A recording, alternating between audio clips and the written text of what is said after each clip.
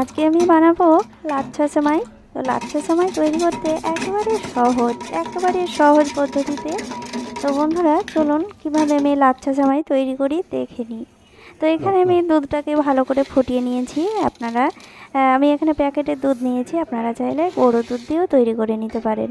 আপনারা পরিমাণ মতো নিতে পারেন, কম বেশি হতে পারে। তো বন্ধুরা দুধটা আমি ফুটিয়ে নিয়েছি, নিয়ে পরিমাণ মতো চিনিটা মিষ্টি আপনারা যে যেমন পছন্দ করবেন সেইভাবে দিয়ে দেবেন।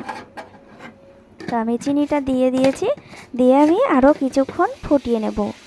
তো কিছুক্ষণ ফুটিয়ে নিলে পরে চিনিটাও গলে যাবে আর দুধের যে কাঁচা গন্ধটা সেটাও চলে যাবে। তো কিছুক্ষণ ফুটিয়ে নিয়ে আমি নামিয়ে নেব। তো বন্ধুরা আমি নামিয়ে নিয়েছি আর দুধটাকে এইভাবে আমি ঠান্ডা করে নিচ্ছি। তো একেবারে ঠান্ডা করা যাবে না। তো বন্ধুরা দেখতেই পাচ্ছেন। তো বন্ধুরা আমার রেসিপিটা ভালো লাগলে লাইক কমেন্ট শেয়ার করবেন, নতুন বন্ধু হয়ে থাকলে প্লিজ সাবস্ক্রাইব করে পাশে থাকবেন। তো বন্ধুরা দেখতেই পাচ্ছেন এখানে আমি লাচ্ছা সেমাই নিয়ে নিয়েছি। একেবারে সহজ এই রেসিপিটা, যে কেউ বানাতে পারবে। তো বন্ধুরা এই রেসিপিটা বেশি কিছু উপকরণ লাগে না, সামান্য উপকরণ দিয়েই তৈরি। তো আমি দুধটাকে হালকা ঠান্ডা করে নিয়ে আমি সেমাইগুলো দিয়ে দিচ্ছি। সেমাইগুলো দিয়ে আমি এই যে দেখতেই পাচ্ছেন চামচের সাহায্যে এইভাবে আমি দুধের সঙ্গে বসিয়ে দিচ্ছি। তো এইভাবে আমি সবগুলোই দিয়ে দিচ্ছি, পরিমাণ মতো নিয়েছি।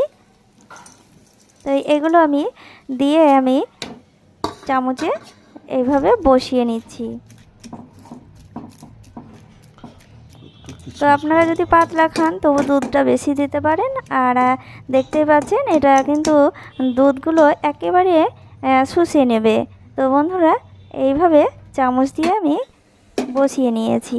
এরপরে আমি কিছু কিশমিশ দিয়ে দেব আর বাদাম দিয়ে দেব, এটা অপশনাল।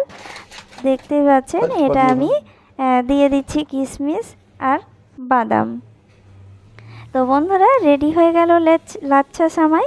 রেসিপিটা দেখতেই পাচ্ছেন কতটা সহজে আর কতটা অল্প উপকরণ দিয়ে। তো রেসিপিটা ভালো লাগলে অবশ্যই লাইক কমেন্ট শেয়ার করবেন, আর বেশি ভালো লেগে থাকলে সাবস্ক্রাইব করে পাশে থেকে যেতে পারেন। সবাই ভালো